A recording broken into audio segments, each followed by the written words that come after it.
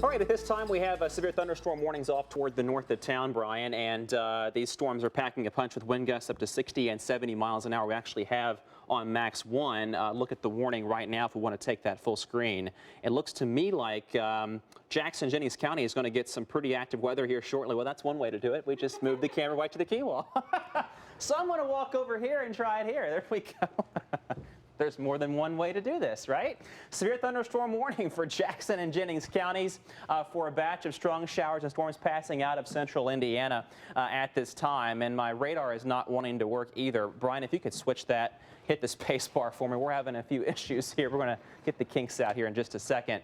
There is that line of showers and storms just off toward the north of us. So if you're watching us from Columbus, Bloomington, up toward the north into Rushville, Indiana, maybe on the internet or over the air, those storms hitting you right now, heading into our county shortly with those wind gusts over 60 and 70 miles an hour. One of the things we're actually looking at is this Boeing segment from just toward the east of Edinburgh and Columbus down through Nashville, Indiana, and Brown and Bartholomew counties. If you could put a track on that real quick, Brian, didn't have time to do that before we went on. That's going to move right into Jennings and Jackson counties over the next 15 to 35 minutes. The warning goes until 1:15 p.m. And if you're wondering, is this the line that we're tracking for this afternoon across much of Kentucky? And it actually is. This is the storm that will affect the metro a bit later in the day. The track for you, Columbus right now, Reading 21 minutes, Seymour 24 minutes, even Crothersville in 39 minutes. Now keep in mind, Crothersville right on the Scott-Jackson County line.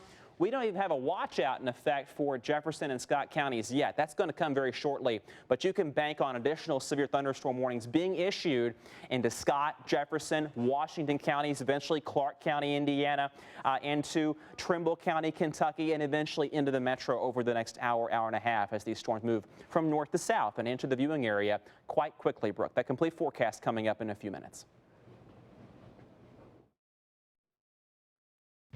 A movie just being inside because we are going to see some pretty severe weather. We have both meteorologists Jared Heil and Brian Shaw in the Weather Lab tracking everything. Yeah, and I'm going to let Brian get right to it because we're tracking strong storms across the area moving in very shortly. Yeah, and we've been saying that there's going to be the large potential for damaging winds out of the 60 to 80 miles per hour. These storms have a history of that. It's very possible they strengthen as they move in because of the heat and humidity that we've got. We had flash flooding yesterday, significant rainfall over the course of the next 24 hours. Flash flooding will again be possible. It's going to be very easy for that with the heavy rain.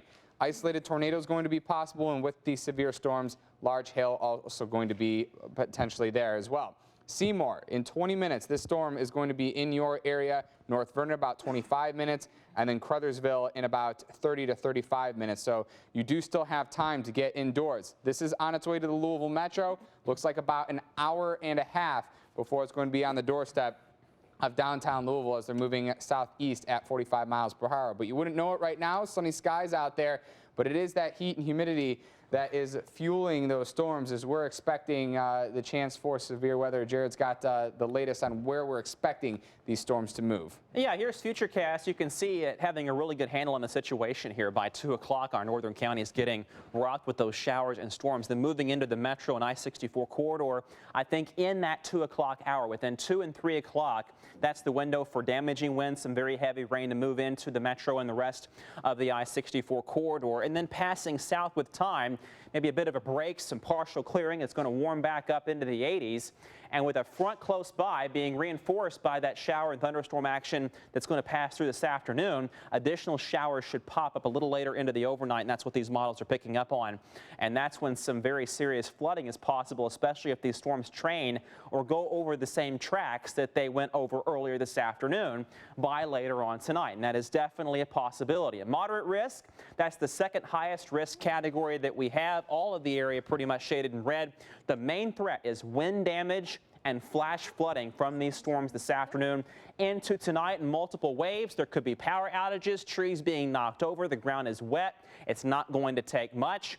And of course, the best thing to do if you own or live in a mobile home is to abandon it if the storms are heading in your direction, even if it's not a tornado situation, because the winds could be that strong. Just stay with us right here all afternoon. Kristen, Brian, myself, Ben, and Reed, all here or out in the field to keep you updated right through the rest of this day. Here's your 7-day forecast. Lower 90s, a few more storms tomorrow. tomorrow, and then back into the 80s one day on Wednesday before we heat back up and see a few storms for the weekend.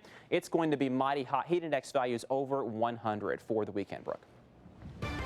All right, you are taking a look at one of the cutest pets of the week.